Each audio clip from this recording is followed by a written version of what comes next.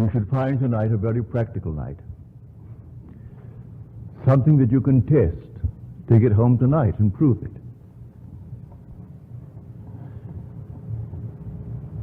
We'll take it from Scripture, but something first, I think, with which you're all familiar.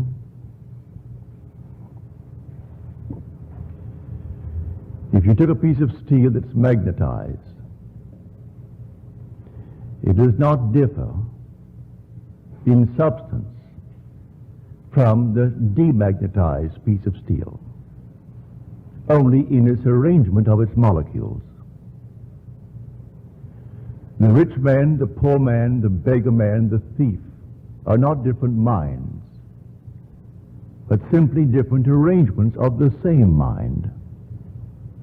There is only God in this world. So when you say I am, and I say I am, it's the same God, but we have arranged the structure of our mind differently. We have different concepts of self, and that's all. But not one is better because he is richer than the one who is poor. These are only different arrangements of the structure of the mind. So here it is really the servant of the Lord speaking, and he's giving us some fantastic instruction and very practical instruction.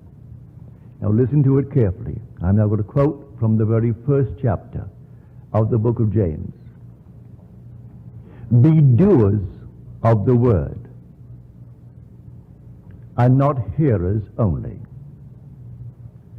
For he who is a hearer and not a doer is like a man who observes his natural face in a mirror, then goes his way and at once forgets what he is like.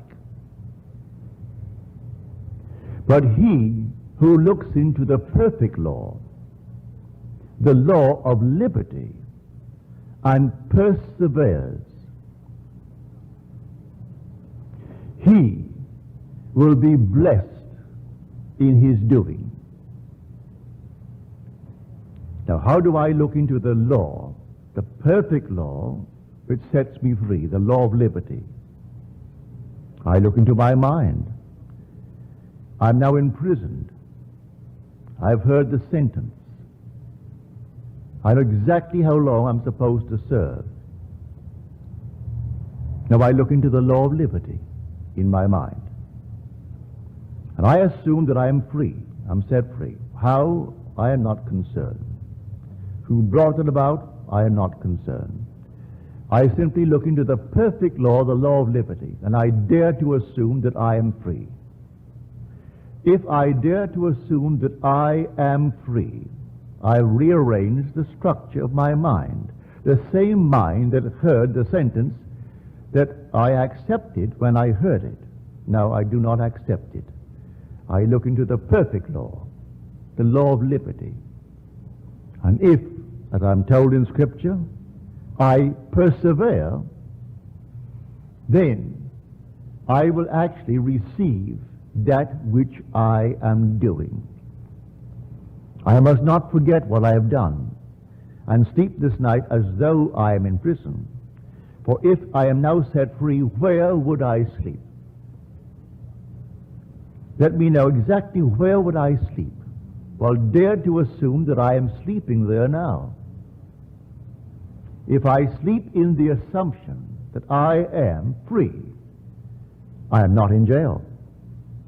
Even though the bars are there, I don't see them. Close my eyes against them. As Blake tells us, man's perceptions are not bounded by organs of perception. He perceives more than sense, so ever acute, can discover. And so reason, or the ratio of all that we already know, is not the same that it shall be when we know more. If I take this tonight and test it, and it proves itself in the testing, but then I have added to my knowledge. And so I know more than before I tested it. And so when I find myself up against something that seems beyond solution, I have found something that can solve it. All I have to do is to rearrange the structure of my mind. So I dare to assume that I am the man that I would be, and sleep as though I am. That's the rearrangement of that structure of the mind. I'm the same being. I'm Neville. I know exactly those that I knew before, but now I know them differently. I know them now as a freed man. But I must not be a hearer of what I heard in Scripture. I must be a doer. I must do it. So be not a doer only. Be a doer in the full sense of the word. So that I'll do it and persist. The word is persevere in Scripture. The first chapter, the 22nd through the 25th verses of the Epistle of James. So I will simply do it. And though tomorrow I am confronted with the obvious facts of life that I'm still imprisoned, it still doesn't matter. I did it, I am doing it, and I will continue to do it until that which I have done is perfectly externalized within my world. I am telling you this from experience. I know it.